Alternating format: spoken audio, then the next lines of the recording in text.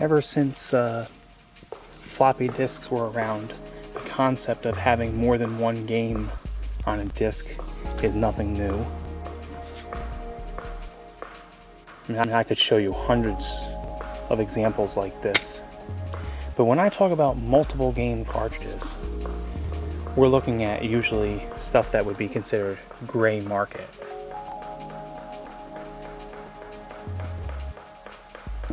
Like this. And then my favorite is this right here. The 110-in-1 multiple game cartridge. Of course, you gotta have backups just in case. And this is the 16-in-1. Same thing was true on the Game Boy Color. They had several multi-carts. You can barely read them. This is 92-in-1. I think that was the best.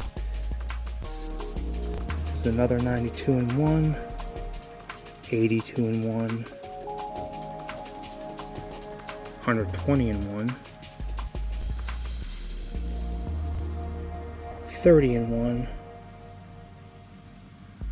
41-in-1, and 25-in-1. I've always been a big fan of multiple game cartridges. I believe that during Nintendo tournaments, they used to actually give all participants multiple game cartridges. Here's an 8-in-1. Correct me if I'm wrong, but I think that if you participated in a Nintendo tournament, they would give you a multiple game cartridge. Certainly not anything capable of playing 110 games, but you know. Now, I'm not sure, but this might be the first example of a multiple game cartridge. This goes all the way back to the Atari 2600. When I say first example, I mean the concept, not necessarily the game. I believe they made a couple of these. You'll see you could put a cartridge in on this end or at this end.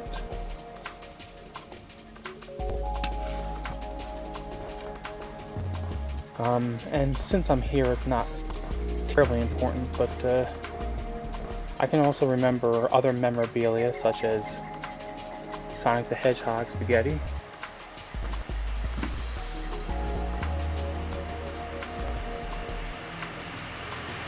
and a Pac-Man cup.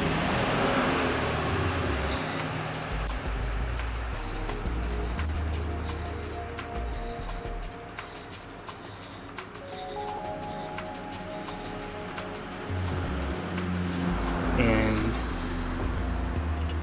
if you see this, it says copyright 1980 by Midway. Okay, so that's an original.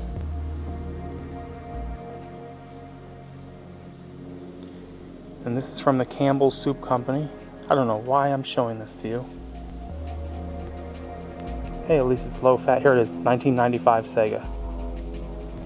So I've had this on my shelf for quite a while.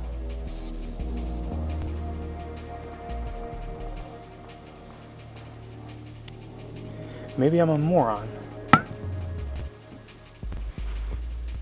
Okay. Just since I'm here, I'll just show you that here are some foreign versions of Mario. I think this is Mario All-Stars. I'm not positive.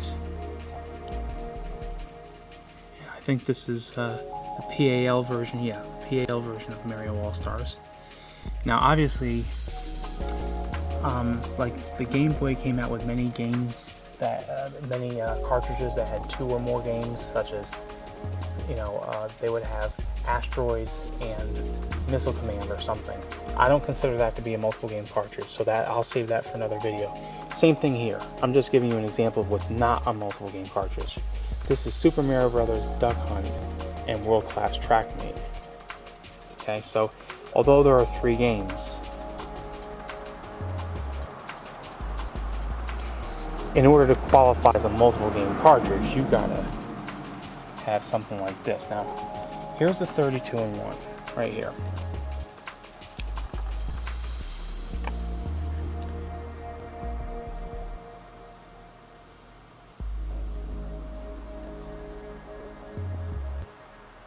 This is a little different than later on. Later on, they began making multiple game cartridges that were 100% repeat.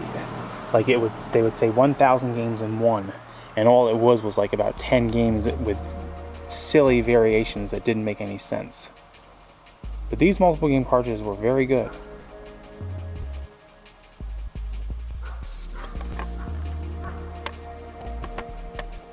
And then here's my favorite.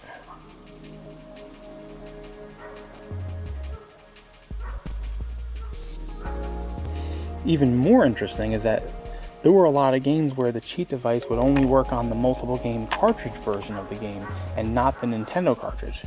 So for example, I had invincibility in Hudson's Adventure Island and level select, and it didn't work on the cartridge version. So I had invincibility in Bomberman and it didn't work on the cartridge.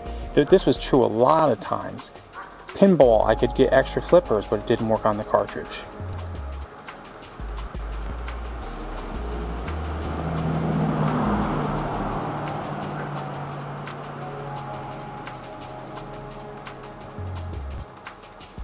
Now here were the repeats. When you get up to the Super, those were just repeats. Okay, so essentially you had 93 unique games.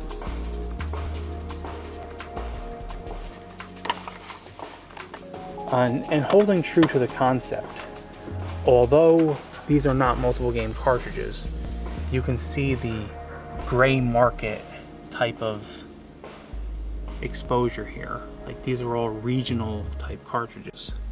I don't even know which one is the original. You'd think this would be, because this was the highest quality. But you can see that these look different than the ones that you're used to buying. For example, if you bought Sonic the Hedgehog 2, the case did not look like that. Just something worth mentioning. I got a ton of those games, but they're not for this collection here. Okay, now just since I'm here, here's what you would think would be the license version. Look at this, because it's the highest quality. I'm trying to...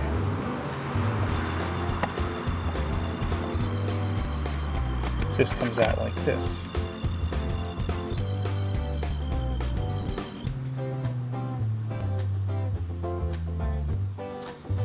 And then finally, I'm going to close this video by showing you, there's the Atari 30, this is the 32-in-1 for the 7800.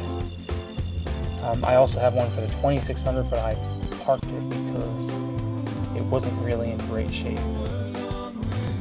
But I'm going to close this by showing you some of the Action Max games. These are VCR tapes.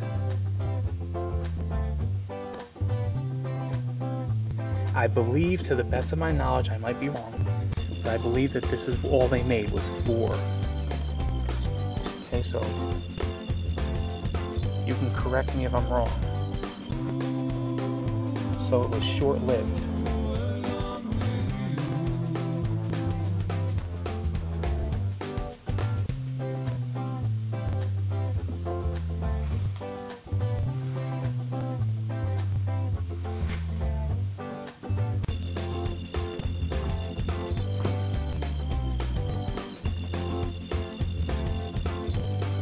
Now, this is just an example.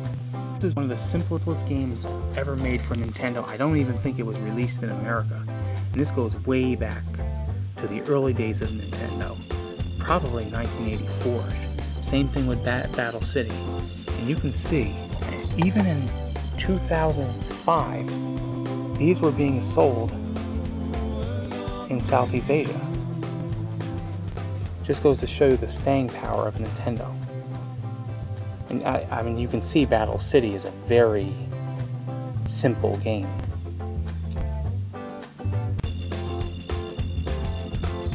Pretty interesting that Nintendo is still ruling the international market in 2005.